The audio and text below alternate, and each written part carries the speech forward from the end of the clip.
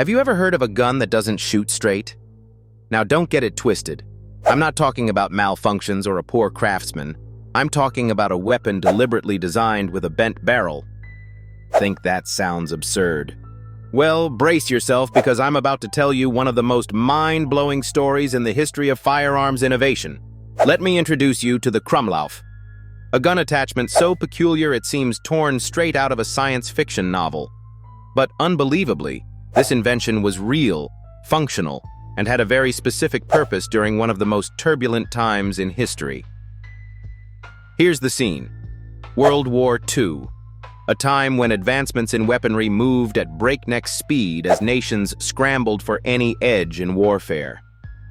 Amid this whirlwind of innovation, Nazi Germany developed an unusual addition to their arsenal.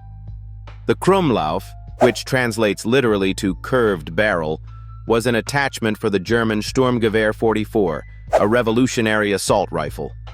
So what exactly did this bizarre contraption do? Simple. It bent the path of the bullet. Yes, you heard me. By attaching a curved barrel extension to the STG-44, soldiers could fire around corners without exposing themselves to enemy fire. Sounds downright futuristic, doesn't it? But back then, it was a tactical response to the harsh, chaotic conditions of urban combat and trench warfare. Here's where it gets even more unbelievable. The Krumlauf was offered in various degrees of curvature. Want to peek around a tight 30-degree bend? There was an attachment for that. Need to shoot at a sharp 90-degree angle? Yup, they had it covered too. These variations were meant for different scenarios, like inside tanks or firing behind cover in confined spaces. And guess what? The Krumlauf even had a periscope sight installed, allowing the shooter to see where their bullet would fly, without exposing their head. Genius or madness? You decide. Now, you might be wondering, how on earth does a bullet even survive shooting through a curved barrel? As you can imagine, the physics here are no joke. Engineers had to meticulously design these attachments to minimize the stress on projectiles passing through the bend. Still, friction, deformation, and loss of velocity remained problematic.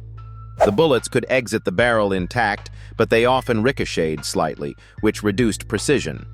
In modern terms, you wouldn't exactly call this a sniper-friendly gadget.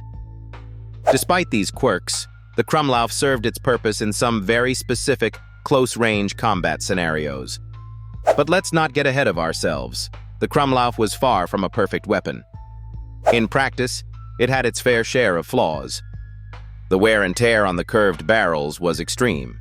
Firing even a handful of rounds could cause the attachment to deteriorate or even break. Plus, the unpredictable bullet trajectory meant this was not an everyday tool, but rather a niche solution for highly specific situations. Its usefulness was limited, and truth be told, its quirks often left soldiers skeptical about its reliability. Despite being a fascinating piece of engineering, it wasn't exactly the game-changer Nazi Germany had hoped for. Today, the Krumlauf stands as more of a curiosity than a celebrated weapon.